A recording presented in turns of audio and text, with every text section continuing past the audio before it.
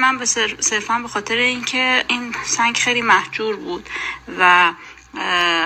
اصلا دقتی بهش نمیشد، اصلا نمیدونستن چیه. روزی که من وارد موزه آبادان شدم، برای همین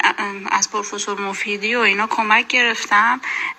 و دوستانی که باهاشون کار میکردن، حالا با کار پژوهشی انجام میدن مثل دکتر زلقی، و حالا یه مطلبی آماده کردم،